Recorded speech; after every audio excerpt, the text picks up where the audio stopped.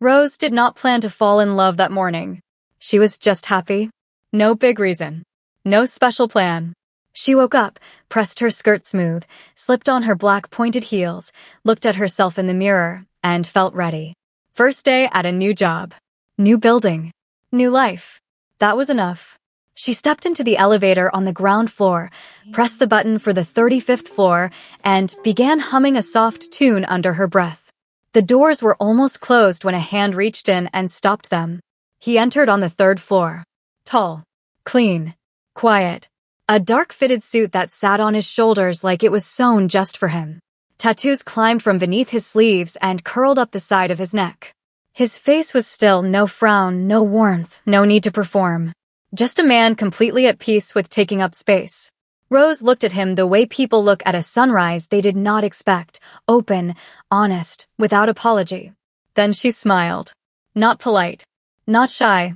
A full, real smile that started in her eyes before her lips even moved. He caught it. And somewhere deep and quiet inside him, something shifted. He smiled back. Small. Brief. But it was there. Rose tilted her head to the side. Do you want to play a game before we reach the top floor? One eyebrow went up. What kind of game? Truth or dare, she said, easy, casual, like asking a stranger that question at 8 in the morning was perfectly normal. A pause.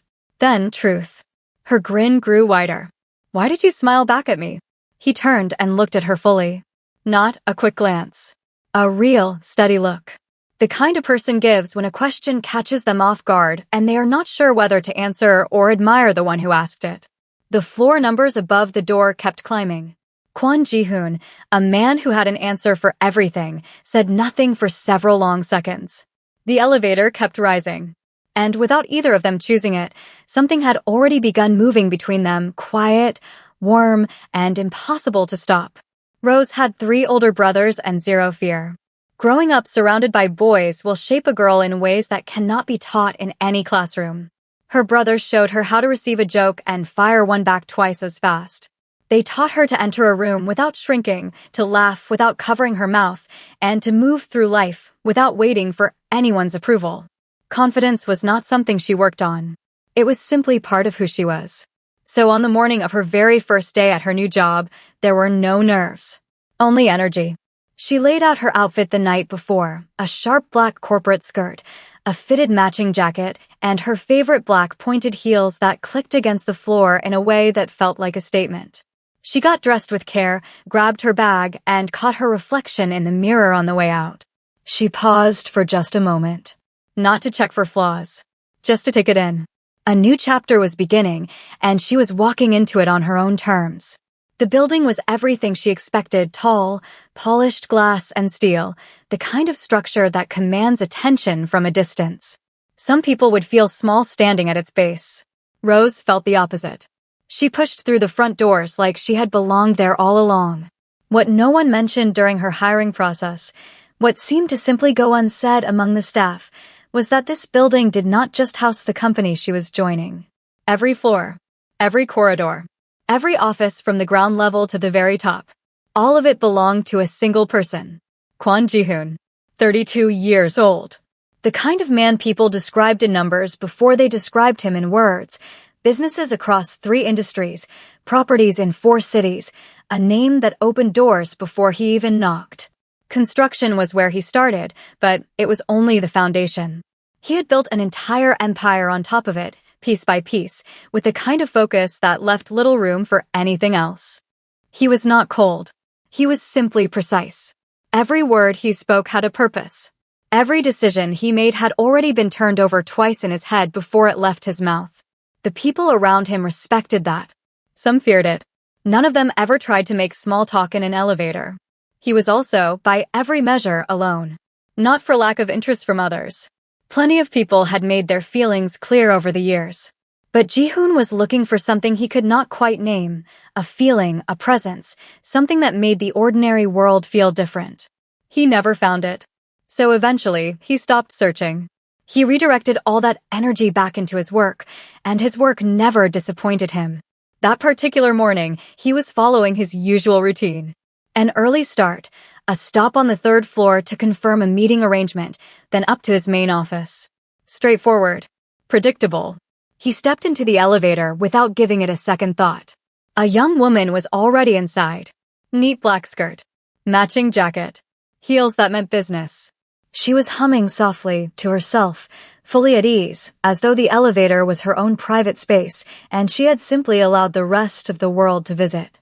When he stepped in, she glanced over. She did not look away quickly, the way most people did around him. She held the look. Then, without hesitation, she smiled at him. Genuine. Unhurried. Bright. Something in Ji-hoon's chest moved. He smiled back before he could decide whether to. By the time the doors opened at the top floor, he had answered 3 questions, laughed once, actually laughed, and discovered that the woman beside him was a brand new member of his own company. He walked out first. She followed a step behind, still humming.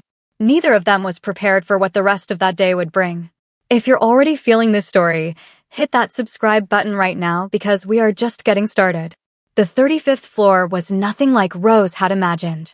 She had pictured a busy front desk, maybe a waiting area with chairs, someone to point her toward human resources and hand her a visitor sticker. What she got instead was silence. The kind of silence that has weight. Every head at every desk turned the moment the elevator doors opened. Not to look at her, they had all stopped doing anything the second the man beside her stepped out. Rose noticed it immediately. The humming died on her lips. She watched the way people sat up straighter. The way a woman near the window quickly closed whatever was on her screen.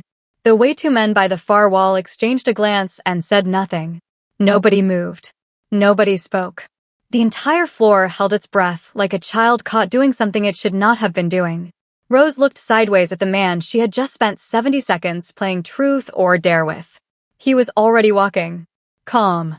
Unhurried. Like the stillness around him was the most natural thing in the world, because to him, it was. A woman appeared from a side office and fell into step beside him without being called. She had a folder pressed to her chest and her eyes fixed forward. She did not look at Rose. Not at first. Then she did. One sharp glance. Quick as a blade. Then away. Rose stood at the elevator doors, bag strap on her shoulder, heels on the polished floor, and felt for the first time that morning like maybe she had missed something important. A young man from the front desk appeared at her side, slightly out of breath, and gave her a careful smile. "Are you the new junior project coordinator?" he asked quietly. "Yes," Rose said slowly, still watching the man in the dark suit disappear behind a set of glass doors at the far end of the floor. The young man followed her gaze. He paused. Then, very carefully, he said, "That is Mr. Kwon. He owns the building. He owns the company." Another small pause. "He owns everything on this floor." Rose blinked. She thought about the elevator, the game, the question she had asked him. The way she had leaned against the wall and told him his silence had answered everything. The way he had almost smiled at the end. Her stomach did something complicated. The young man was still watching her with that careful expression. "Did you too? Do you know him?" Rose turned slowly back to the front desk, adjusted the strap of her bag, and pulled her shoulders straight. "No," she said. Steady voice. Calm face. But somewhere behind those glass doors, Kwon Ji-hoon sat down at his desk, looked at the reports in front of him, and read the same line 4 times without taking in a single word. Elizabeth Choi was very good at noticing things other people missed. She noticed the way Mr. Kwon's coffee sat untouched on his desk for 20 minutes that morning, which never happened. She noticed the way he had walked past her without his usual single nod of acknowledgement, which also never happened. She noticed the way his eyes had moved, just once, toward the front of the floor before he disappeared behind his glass doors. She had been his personal secretary for 2 years. She knew his patterns the way a person knows the layout of their own home in the dark. Something was different this morning. She straightened the folder on her desk, stood up, and walked to the front of the floor under the excuse of collecting a printed document. That was when she saw her. A young woman at the junior coordinator's desk. Dark skin, bright eyes, a neat black skirt, and matching jacket. She was listening to the onboarding instructions from the front desk assistant, nodding along, asking questions with the kind of ease that made it look like she had worked there for months already. She laughed once at something the assistant said, a real, unguarded laugh, and 3 people nearby looked over without meaning to. Elizabeth watched her for exactly 4 seconds. Then she picked up her document, turned around, and walked back to her desk with a perfectly straight face. Inside, something cold had settled in her chest. She had spent 2 years building a careful position around Kwon Ji-hoon. Not obviously. She was too clever for that. Small things. Remembering how he took his meetings. Staying late without being asked. Wearing the right colors on the right days. She had never rushed it, never pushed, because she understood that a man like him could not be chased. He had to arrive on his own. She was simply making sure that when he looked up from his work one day and decided he was ready, she would be the one standing there. That plan required no disruptions. That plan required no bright-eyed, laughing, completely unbothered new girl on the 35th floor. Elizabeth opened her laptop and pulled up the new staff assignment list. She found the name immediately. Rose Adeyemi, Junior Project Coordinator. Assigned to the Hartwell development file. She read it once. Then she opened the Hartwell file on the shared drive and sat very still for a long moment, thinking. The Hartwell file was large, complicated, full of small details that were easy to miss if nobody told you where to look. And Elizabeth was in charge of distributing file instructions to new junior staff. She could leave certain pages out. She could forget to mention certain deadlines. It would not look like sabotage. It would look like a new employee who was not careful enough, who moved too fast, who made a costly mistake on her very first major assignment. Elizabeth closed the file. She picked up her coffee, took a slow sip, and glanced once more toward the front of the floor. Rose was still laughing at something. Elizabeth set her cup down quietly and began to type. Ji-hoon read the same line 5 times. He was not a man who lost focus. Focus was something he had built like a muscle over many years, trained, tested, and sharpened until it became automatic. Meetings, numbers, deadlines, decisions that affected hundreds of people and millions in value. None of it had ever managed to pull his mind away from the task directly in front of him. Yet here he was. Same line. 5th time. He set the report down and leaned back in his chair. The office around him was exactly as it always was. Clean desk. 1 pen. 1 notepad. A wide window that showed the city spread out below like something that belonged to him, because most of it did. He had built his first property at 24. By 28, he had 3 companies running under one name. By 30, he had stopped counting the buildings and started counting the cities. People around him used the word empire, and he never corrected them. Not because it fed his pride. Simply because it was accurate. He had worked for every piece of it. Early mornings that swallowed his nights whole. Deals made in rooms where the wrong word could end everything. A world that respected strength and swallowed weakness without blinking. He had learned very young that softness was a door left open, and open doors invited the wrong people in.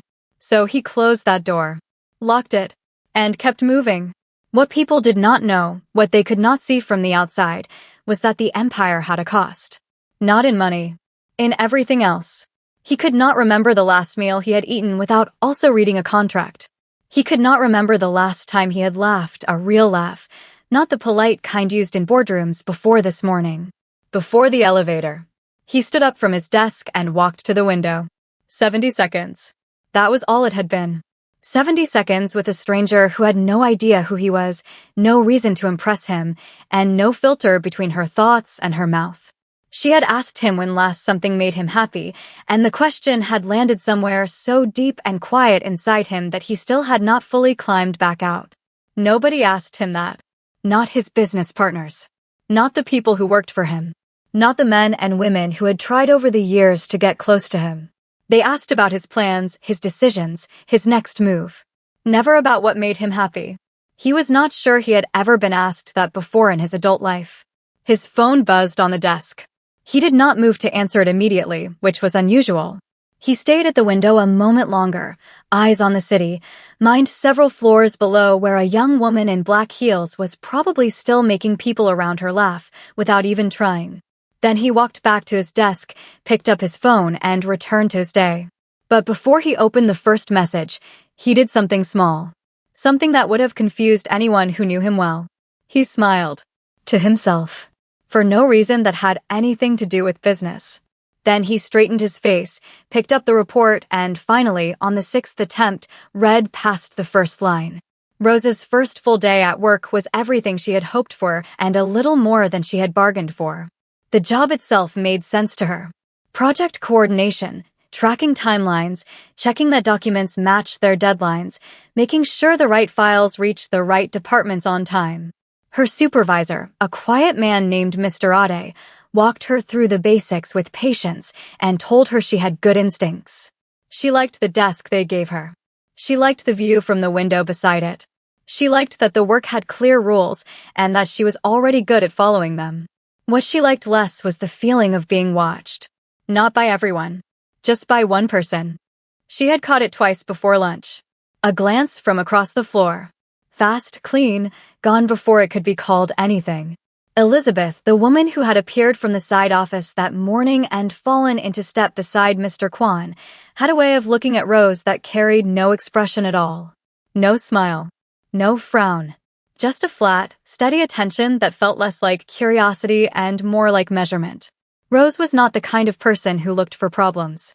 But she was also not the kind of person who missed them. She filed it quietly in the back of her mind and kept working. By mid-afternoon, Mr. Ade placed a thick brown folder on her desk. "The Hartwell development file," he said. "Your first real assignment. Read through everything tonight, flag anything that looks unclear, and have your initial notes ready by Thursday morning." Rose opened the folder and felt the weight of it immediately. Dozens of pages. Building permits. Contractor schedules. Budget breakdowns. Site reports with dates that stretched across 18 months. It was not simple work, but it was the kind of work that rewarded a careful eye, and Rose had always had that. She stayed an extra 40 minutes after most of her floor had emptied, reading slowly, turning pages with her pen in hand. She did not notice Elizabeth standing near the printer at the far end of the room. She did not notice Elizabeth watching her open the folder, watching her begin to read, watching with the particular stillness of someone whose plan had already been set in motion. Rose gathered the folder under her arm at 6:30, said goodnight to the security guard at the front desk, and stepped into the elevator. The doors closed. She exhaled and let her shoulders drop for the first time all day. Her heels hurt. Her eyes were tired. But underneath all of that, something warm and steady was still glowing in her chest, the same feeling she had woken up with that morning, still burning despite everything the day had thrown at it. She looked at the spot on the elevator wall where the man in the dark suit had stood that morning. She thought about his answer. The one he never actually gave. The long silence where his response should have been. And the small, private thing that had crossed his face just before the doors opened. She pressed her lips together to hide the smile pulling at them. The elevator reached the ground floor. The doors opened. She walked out into the evening air, folder under her arm, heels clicking on the pavement, and absolutely no idea that the folder she was carrying home had 3 critical pages missing. Pages that Elizabeth had quietly removed before Mr. Ade ever placed it on her desk. The trap had already been set. Rose was simply the last one to know. Thursday morning arrived faster than Rose expected. She had spent 2 evenings with the Hartwell file spread across her small dining table, cross-referencing dates, matching contractor names to budget lines, building a clear picture in her head of how all the moving pieces connected. She had filled 4 pages of her notepad with questions and observations. She had even color-coded her tabs, something her brothers used to tease her about when she was studying for exams. She walked into the office feeling prepared. Mr. Ade reviewed her notes with quiet attention, nodding slowly as he turned each page. Then he stopped. His pen hovered over a section near the middle of her notepad without touching it. "Rose," he said carefully, "where are your notes on the Meridian Contractor Clause?" She looked at him. "The what?" "The Meridian Clause." He set her notepad down and opened his own copy of the Hartwell file, a complete copy, she would later realize, and turned to a section she had never seen before. 3 pages of detailed contractor agreements, penalty timelines, and a critical budget condition that changed the entire structure of the project she had been studying. Rose stared at those pages. She had never seen them. They had not been in her folder. She was completely certain of that because she had read every single page at least twice and color-coded every section. Those 3 pages did not exist in the copy she had been given. These were not in my file, she said. Steady voice. Clear eyes. Mr. Ade looked at her with the expression of a man who wanted to believe her but worked in a building where wanting was not enough. Every new coordinator receives the same complete file, Rose. It is a standard process. She opened her mouth. Closed it. There was nothing she could say in that moment that would not sound like an excuse. She had no proof. She had only her word, and her word was brand new in a building where she had not yet earned the weight to carry it far. She nodded once. I understand. I will have the full notes ready by end of day. Mr. Ade gave her a copy of the missing pages and walked back to his office without another word. Rose sat down at her desk, placed both hands flat on the surface, and breathed. She was not angry. Not yet. She was thinking. Running back through every moment since she had received that folder, who had been near her desk, who had watched her leave that evening, who on that floor had a reason to want her work to fall apart before it even began. One face came to her mind without effort. Flat eyes. A printer at the far end of a nearly empty room. The kind of stillness that belongs to people who are very comfortable with waiting. Rose picked up her pen, pulled the new pages toward her, and began to work. She said nothing to anyone. But across the floor, behind the glass doors of the corner office, something else was already happening. Jihoon's morning briefing had included a flag on the Hartwell file, a junior coordinator had submitted incomplete notes, and Mr. Ade had sent a quiet report upward as procedure required. Jihoon read the name on the report. He read it again. Then he set the paper down and looked at the glass wall that separated his office from the rest of the floor. From where he sat, he could see the front of her desk. He could see her bent over her work, pen moving fast, shoulders straight, chin level. Not defeated. Not rattled. Just working. Something settled in his chest, not concern exactly. Something closer to attention. The sharp, focused kind he usually reserved for things that mattered. He picked up his phone and made a quiet call. Pull the full access log for the Hartwell file, he said. Every person who opened it on the shared drive in the last 5 days. Send it to me directly. He hung up, looked at the report again, then looked back through the glass. Rose had not looked up once. Elizabeth heard about the incomplete notes before lunch. Of course she did. She made it her business to hear everything on that floor before most people had finished their morning coffee. 2 years of careful positioning had given her a network of small exchanges, a favor here, a shared lunch there, that kept her informed without ever making her look like someone who was asking questions. She heard that Mr. Ade had flagged the Hartwell file. She heard that the new coordinator had submitted notes with 3 sections completely missing. She heard that Jihoon had been informed. She sat at her desk and felt something warm and satisfied move through her. Then she stood up, smoothed her blazer, and walked to Jihoon's office door. She knocked twice. Clean. Confident. Come in. She entered with the folder she had prepared the night before, not for the Hartwell file, but for a separate procurement review that was genuinely due that afternoon. She had timed it carefully. Come in with real work. Stay for the other conversation. Make it feel natural. Jihoon was at his desk, jacket on, reading something she could not see from the door. He did not look up immediately. She was used to that. She placed the procurement folder on the edge of his desk and clasped her hands in front of her. The Meridian Quarterly Review, she said. All signed off. He nodded without looking up. Leave it there. A pause. She let it breathe the right amount before speaking again. I also wanted to bring something to your attention. Her voice was measured. Careful. The voice of a person delivering uncomfortable news out of duty, not desire. Regarding the Hartwell file and the new coordinator. He looked up then. Elizabeth kept her expression clean. Concerned, but not dramatic. The face of someone who genuinely hated to say what she was about to say. Her notes were incomplete by 3 full sections, she said. The Meridian clause alone represents a 14% budget condition on the entire project. For a coordinator to miss something that significant on their very first assignment, she paused and shook her head lightly.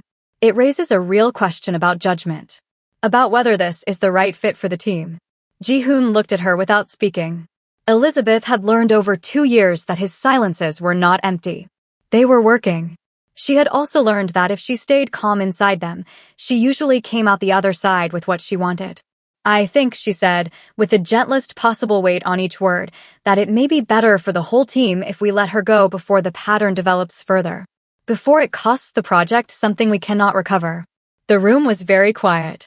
Ji-hoon set down whatever he had been reading. He leaned back in his chair slowly and looked at Elizabeth with an expression she had not seen him use on her before. Not anger. Not agreement. Something more careful than both. Thank you for bringing it to me, he said. Elizabeth allowed herself the smallest breath of relief and gave a single professional nod. Of course. Close the door on your way out. She turned, walked to the door, and pulled it shut behind her with a soft click. Back at her desk, she sat down and uncapped her pen with steady fingers. It was done. She had planted the seed cleanly. Now she simply had to wait for Ji-hoon to act, which he always did, quickly and without sentiment, when the performance of his team was in question. By tomorrow morning, Rose Adeyemi would be clearing her desk. What Elizabeth did not know, what she had no way of knowing, was that 2 floors below, in the building's server room, a full access log had just finished printing. And Ji-hoon had already read every line of it. Friday evening arrived with the particular ease of a week that had asked too much. Rose felt it in her shoulders, in the space behind her eyes, in the way she exhaled when she finally pushed through the door of the small bar 2 blocks from the office. It was Elizabeth who had suggested it. A quick drink after work, just the 2 of them, a chance to unwind before the weekend. Rose had hesitated for only a moment before agreeing. She was not the kind of person who held on to suspicion without proof. The bar was warm and low-lit, the kind of place that turns conversation easy and edges soft. They found a table near the back wall, ordered 2 drinks, and settled in. Elizabeth was different outside the office. Looser. Funnier than Rose had expected. She told a story about a previous job that made Rose laugh properly, and for a little while the flat, watchful eyes from across the floor felt like something Rose had imagined. Maybe she had been too quick to judge. Maybe Elizabeth was simply one of those people who wore their walls higher at work than anywhere else. Rose relaxed into her chair and let the evening do what it was supposed to do. What she did not see, what she had absolutely no reason to be watching for, was the moment Elizabeth's left hand moved under the table while her right hand gestured through the punchline of another story. The tiny fold of paper that disappeared into Rose's glass in the space of a single second, while Rose was laughing with her head tilted back and her eyes briefly away. It dissolved before the laughter stopped. Rose lifted her glass and drank. Across the bar, in a corner booth where the light barely reached, Mike sat with a glass he had not touched in 20 minutes. He had followed Elizabeth here. Not because she had invited him, she never invited him anywhere that other people might see them together. He had followed her because something about the way she had spoken on the phone that afternoon had pulled at him in a way he could not explain. A tone underneath her words that he had heard once before, a long time ago, in a situation he had spent years trying to forget. He had watched her suggest the bar to Rose in the corridor. He had watched the way Elizabeth's face looked when Rose said yes, not pleased, exactly. Satisfied. The way a person looks when a plan confirms itself. So he came. He sat where he could see without being seen. And he watched. He saw the hand move under the table. He saw the paper. He saw Rose drink. Mike sat very still for 3 full seconds. Then he pulled out his phone with fingers that were not entirely steady and scrolled to a number he had saved 8 months ago, saved because Elizabeth had once told him, laughing, that every smart person in that building kept the boss's private number somewhere close. He had never expected to use it. He pressed call. It rang twice. Yes. Ji-hoon's voice was even. Quiet. Mike kept his own voice low, eyes still fixed on the table across the bar where Rose was now pressing 2 fingers to her temple with a small, confused frown. This is Mike Callahan. Junior accounts. I need you to come to Harlow's bar on 5th. Right now. A breath. Someone just put something in Rose's drink. The new coordinator. I watched it happen. Silence on the line. The particular kind that meant the person on the other end was already moving. Do not let her leave that building, Ji-hoon said. I am on my way. The call ended. Across the bar, Rose set her glass down slowly. The room had developed a gentle tilt that had nothing to do with one drink. She blinked, pressed her palm flat on the table, and tried to remember if she had eaten enough that afternoon. Elizabeth watched her from across the table with an expression of perfect, practiced concern. "Are you okay?" she asked softly. Rose opened her mouth to answer. The words did not come the way she intended them to. The first thing Rose became aware of was the ceiling. It was high, much higher than her apartment ceiling, which had a small water stain in the left corner that she had been meaning to report to her landlord since February. This ceiling was clean and pale, with soft light coming from somewhere she could not immediately locate. Not harsh morning light. Something warmer. Deliberate. She blinked slowly. The second thing she noticed was the bed. Wide and firm, with sheets that felt nothing like her own, the kind of fabric that had clearly never been purchased on a budget or washed too many times. A single blanket had been laid over her, straight and careful, like someone had placed it with attention. She sat up. The room came into focus gradually. Large. Quiet. Tasteful in a way that did not try too hard, dark wood furniture. One tall window with the curtains drawn just enough to soften the light outside. A small table near the door with a glass of water and 2 white tablets beside it. A note was folded beneath the glass. Rose stared at all of it for a long moment. Then the previous evening began returning to her in pieces. The bar. The warm light. Elizabeth laughing. Her own glass halfway to her mouth. And then a slow, heavy fog that had rolled in from nowhere and taken everything with it. She swung her legs over the side of the bed. She was still fully dressed, skirt, jacket, even her heels had been removed and placed neatly side by side on the floor nearby. Nothing had been disturbed. Nothing felt wrong except the dull ache behind her eyes and the unsettling blankness where several hours of her life should have been. She reached for the note. The handwriting was clean and even. "You're safe. A doctor has already seen you. Drink the water. Take the tablets. Do not rush to stand." She read it twice. Then she looked at the door, which was slightly open, and beyond it she could hear the low, distant sound of a house that was very large and very awake. She took the tablets, drank the full glass of water. Then she stood carefully, found her heels, and walked to the door. The hallway outside was wider than her entire bedroom at home. Dark floors, high walls, artwork she did not recognize but could tell without knowing anything about art was not cheap. She followed the sound of quiet movement and found herself at the top of a staircase that curved down into a living space that made her stop walking entirely. It was beautiful. Simply and genuinely beautiful. Not loud or excessive, just considered, from the furniture to the light to the way the space breathed. Through the far wall of glass, she could see a garden, and beyond the garden, the city sitting low and gray in the early morning. "You should still be in bed." She turned. Jihoon was standing at the edge of the room, jacket off, sleeves rolled to the elbow. He had a cup in one hand and was watching her with an expression that was not quite concern and not quite relief, but carried something of both. Rose looked at him, then at the room, then back at him. "This is your house," she said. It was not a question. "Yes, you brought me here. You could not stand without help outside the bar. A hospital would have asked questions that would have become public record." He paused. "I did not think you would want that." Rose was quiet for a moment. Her mind was working fast beneath the surface, assembling pieces, testing the edges of what she was beginning to understand. "Elizabeth," she said quietly. Jihoon set his cup down. "Mike Callahan called me. He saw what she put in your drink."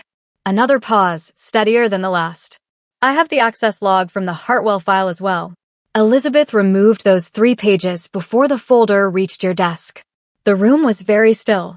Rose stood at the bottom of that beautiful staircase in yesterday's clothes with last night still sitting heavy behind her eyes and felt something move through her that was not quite anger and not quite sadness. It was the particular feeling of realizing that someone had decided, quietly and deliberately, to treat her like a problem to be removed. She had never given Elizabeth a single reason. She lifted her chin. "What happens now?" Jihoon looked at her for a moment with that same careful, steady attention she had first noticed in the elevator, the look of a man who did not speak before he was certain of what he meant to say. "Now," he said, "you sit down, eat something, and let the rest of it wait until you feel better."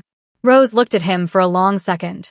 Then, for the first time since she had opened her eyes in that unfamiliar room, she exhaled completely. She sat down. Monday morning came with the kind of quiet that sits just before something breaks. Rose arrived at the office 7 minutes early. Fresh clothes. pressed skirt. The same black heels, because some things do not change just because the weekend was difficult. She had spent Saturday recovering and Sunday thinking, and by the time Sunday evening arrived, she had made a decision. She was not going to shrink. She was not going to tiptoe. She was going to walk back into that building and do her job better than anyone expected her to.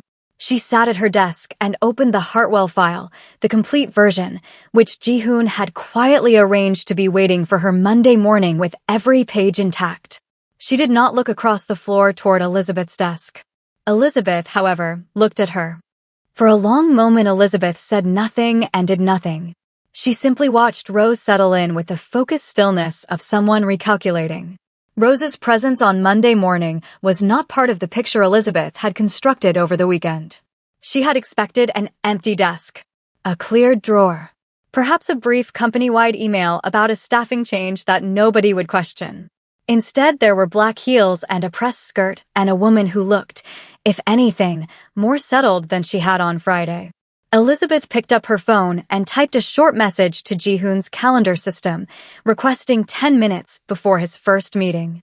He declined it within 4 minutes. She stared at the decline notification. Then she requested again, marking it urgent.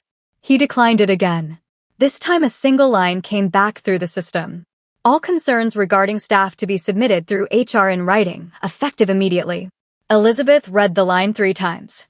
The warmth she had felt on Friday, that clean, satisfied feeling of a plan landing exactly where she had aimed it, was gone entirely. In its place was something cooler. The beginning of understanding that the ground beneath her had shifted over the weekend without making a sound. She was still sitting with that understanding when Ji-hoon's office door opened at 9:30 and he walked out onto the floor. This was not unusual. He did his own walk through most mornings. What was unusual was where he stopped. He stopped at Rose's desk. Every person on that floor felt it without looking up. The particular quality of attention that fills a room when the person at the top of everything chooses to stand somewhere unexpected. Rose looked up from the Hartwell file. "How are the notes coming?" he asked. His voice was the same as it always was, even, direct, nothing extra. But he had asked. He had walked to her desk and asked. "Complete as of this morning," Rose said. "I can have the full summary ready by noon if that works." He nodded once. "My office." Noon. He walked on. Rose turned back to her file and kept her face professional and her breathing steady. Inside, something warm pushed quietly against her ribs. Across the floor, Elizabeth had gone very still. By 11 o'clock, she had made a decision of her own. If the careful approach was no longer working, she would try the direct one. She gathered herself, crossed the floor with measured steps, and knocked on Ji-hoon's door. He called her in. She stood in front of his desk and did not bother with the gentle framing this time. "I want to speak plainly," she said. Rose Adeyemi is a distraction. She does not have the experience this team needs, and her judgment on the Hartwell file already proved that. Keeping her here is a risk to the project and to your reputation. Ji-hoon looked at her from across the desk. The silence was different this time. Not the working kind. The finished kind. "Sit down, Elizabeth," he said. She sat. He opened the folder on his desk and turned it to face her. She looked down and felt the blood leave her face slowly and completely, the way color drains from something left too long in the sun. It was the access log. Every entry highlighted. Her name beside 3 file openings on the evening Rose received her folder. The pages listed separately. The timestamps showing clearly that the file had been accessed, reduced, and sent to print all within a 14-minute window while everyone else had gone home. Beside the access log was a second document. A medical report from Ji-hoon's private doctor, listing the substance found in Rose's system Friday evening. Beside that, a signed statement from Mike Callahan. Elizabeth said nothing. The Hartwell file, Ji-hoon said quietly, was not Rose's mistake. "It was yours." He closed the folder. "HR will contact you this afternoon regarding your employment. You will have 30 minutes to collect your belongings. Security will be present." Elizabeth opened her mouth. "That will be all," he said. She stood up. Her legs were steady only because she made them be. She walked to the door with her chin level and her hands at her sides, and she pulled it shut behind her without slamming it because she had just enough control left for that one small thing. At noon, Rose walked into Ji-hoon's office with her complete Hartwell notes for color-coded pages and the same level gaze she had walked in with on her very first morning. He reviewed her work in silence. Then he set it down. "I am moving you to Senior Project Coordinator," he said. "Effective today. You will report directly to me on the Hartwell file." Rose looked at him steadily. "Because you feel responsible for what happened?" "Because your work is good," he said. "And because you came back on Monday morning anyway." She held his gaze for a moment. Then she nodded once, stood, and turned toward the door. "Rose." She stopped. "You handled this week with more composure than most people twice your age would have managed." She did not turn around immediately. She let the words settle. Then she looked back over her shoulder with an expression that was not quite a smile and not quite something else, something in between that he had first seen in an elevator on a Tuesday morning and had not been able to stop thinking about since. "I grew up with 3 older brothers," she said simply. Then she walked out. Ji-hoon looked at the door for a moment after it closed. Then he looked at the notepad on his desk where, beneath 3 lines of project notes, he had written one other thing without fully deciding to. A question. Simple and direct, the way he preferred everything. "Dinner. This week." Would she say yes? He looked at it for a long moment. Then he picked up his pen and underlined it. The news of Elizabeth's departure moved through the 35th floor the way most significant things did in that building, quietly, quickly, and with a version of the story attached that was only partly true. Some people said she had resigned. Some said there had been a disagreement with management. The bolder one said it had something to do with a new coordinator and the Hartwell file, but nobody said that above a whisper because nobody wanted to be the person who got the details wrong in a building where the walls paid attention. Mike heard about it at 10:30 while eating lunch alone at his desk. He sat with it for a while. He thought about 2 years of paid dinners she never attended with him. 2 years of dropped calls and unanswered messages and showing up to collect money with the particular ease of someone who had never once considered what it cost. He thought about the night at the bar. About what he had watched her do to a woman who had never spoken a harsh word to either of them. He thought about the phone call he had made. He did not feel guilty about it. That surprised him slightly. He had expected guilt. Instead, what he felt was something closer to the absence of a weight he had carried so long he had stopped noticing it was there. He finished his lunch, threw the wrapper away, and went back to work. 3 floors up, Rose was already deep in the Hartwell file. Her new desk was closer to the window. Her new title sat on a small printed card that facilities had placed there before she arrived that morning, which meant Ji-hoon had arranged it the evening before. She had looked at the card for exactly 3 seconds before setting it to one side and opening her laptop. Senior Project Coordinator. She let the words exist without making too much of them. There was work to do. By mid-afternoon, she had restructured the entire Meridian contractor timeline and found a scheduling overlap that would have caused a significant delay in the 3rd quarter if it had gone unnoticed. She flagged it in a clean summary document and sent it through the internal system to Ji-hoon's office. His response came back in 11 minutes. "Good catch. Come by at 4 to walk through it." She went at 4. The meeting lasted 35 minutes and covered 12 pages of project notes. Ji-hoon asked sharp questions, and she answered every one of them without reaching for her notes more than twice. He pointed out 2 areas where her reasoning needed strengthening, and she pushed back on one of them with evidence that made him pause and look at her with an expression that was close to impressed, though it moved across his face briefly and without announcement. When they reached the last page, he set his pen down. The room settled into the kind of quiet that follows productive work, comfortable, unhurried, with no pressure to fill it. "You pushed back on the 3rd point," he said. "The data supported it." "It did," he agreed. A pause. "Most people do not push back in here." Rose looked at him evenly. "Most people are probably worried about what you will think of them. And you are not?" She considered that honestly for a moment. "I care about doing the work correctly. If I am wrong, tell me why and I will adjust. But I am not going to agree with something just because the room feels uncomfortable." Ji-hoon looked at her for a long moment. Then he reached into the top drawer of his desk and placed a small white envelope on the surface between them. Rose looked at it. Then at him. "Open it," he said. His voice had shifted almost imperceptibly, still even, still controlled, but carrying something underneath it that had not been there during the project discussion. She picked up the envelope and opened it. Inside was a single card. clean white. For lines of neat handwriting. There is a restaurant on Meridian Street called Sora. Friday evening, 7 o'clock. I have a reservation for 2. I would like you to be there. Ji-hoon. Rose read it once. Then she read it again, more slowly. The office was very quiet. She looked up.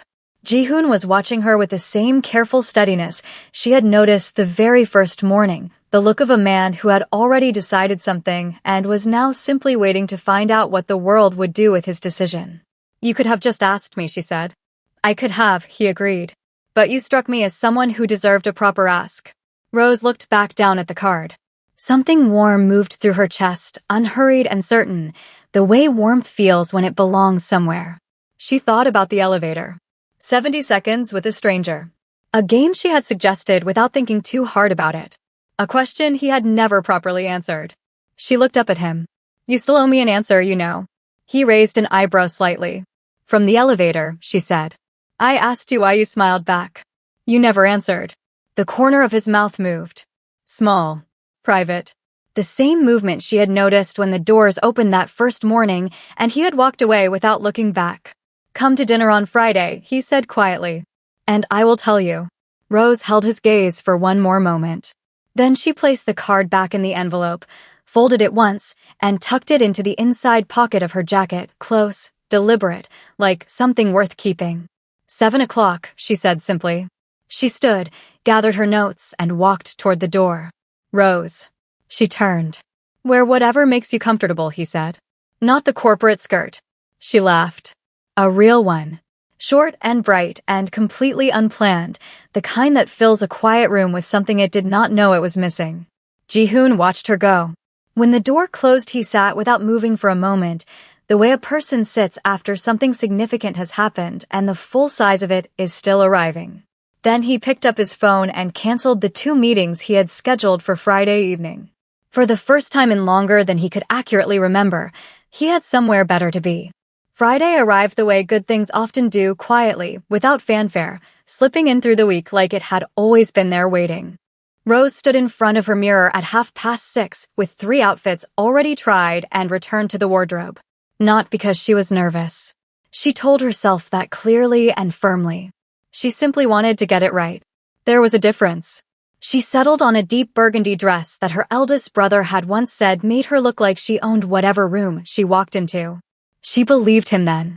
She believed him now.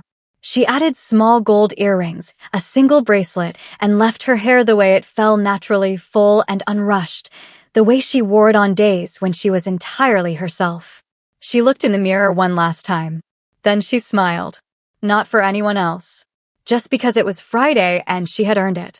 The restaurant on Meridian Street was the kind of place that existed in a city's quieter layer, not loud enough to be fashionable, not hidden enough to be exclusive, but deeply, deliberately good. Warm light. Wide tables with room to breathe. The kind of menu that asked nothing of you except attention. Ji-hoon was already there when she arrived. He stood when he saw her walk in, which she had not expected, and something about the simple courtesy of it moved through her before she could prepare for it. He had traded his usual dark corporate suit for something slightly softer, still fitted, still precise, but with the top button undone and no tie, which on him felt like a significant concession to the evening. They sat across from each other and ordered without rushing. For a little while they talked about the Hartwell project, not because work was the only thing between them, but because it was honest ground they both knew well. She told him about the scheduling fix she was planning for the second phase. He listened the way he always listened, fully and without interrupting, and offered 2 observations that she immediately wrote on a small notepad she had brought in her bag without apologizing for it. He watched her write and said nothing. But the expression on his face in that moment, quiet, warm, entirely unguarded, was one she had not seen him wear in the office. She liked it considerably. The food came and the conversation shifted. She told him about her brothers, the oldest one who still called every Sunday morning without fail, the middle one who had cried at her college graduation and then denied it for 2 years, the youngest who was only 3 years older than her and remained convinced he had taught her everything she knew. Ji-hoon listened to all of it with the focused attention of a man receiving something valuable. You were the only girl, he said. The only one, she confirmed. which meant I had to be louder, faster, and funnier than all three of them just to stay in the conversation. It worked, he said simply. She looked at him across the table. Is that your way of saying you find me funny? It is my way of saying I have not sat at a dinner table and actually listened to someone talk in a very long time. A pause. It is a good feeling. Rose held his gaze. You still owe me an answer, she said. He did not pretend to misunderstand.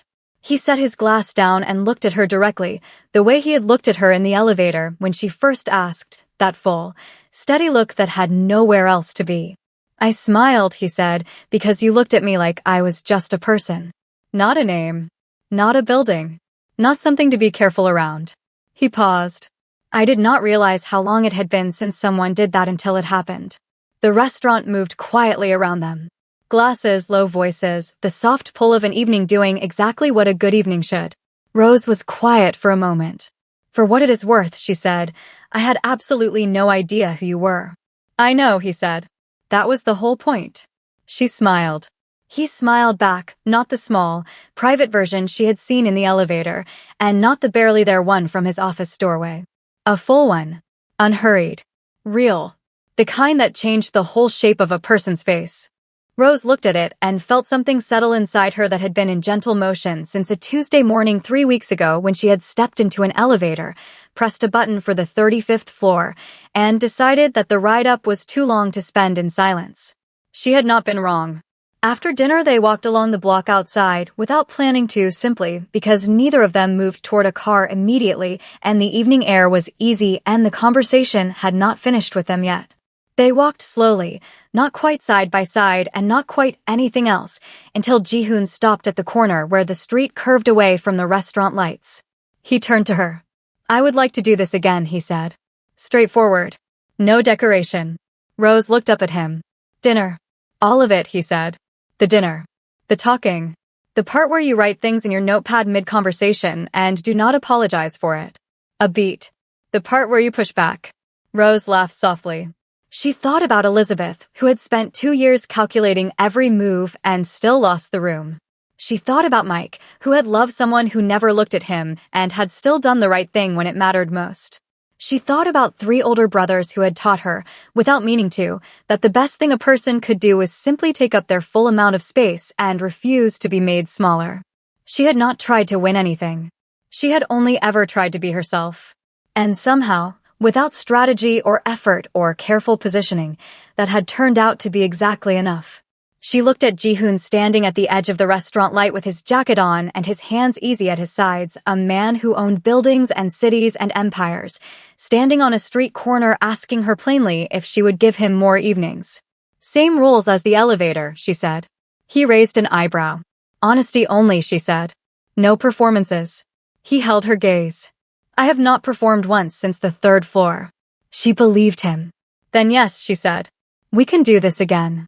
They stood there a moment longer, 2 people at the beginning of something that had technically started in a moving elevator on an ordinary Tuesday, without either of them planning it or preparing for it or knowing what it would cost and what it would give.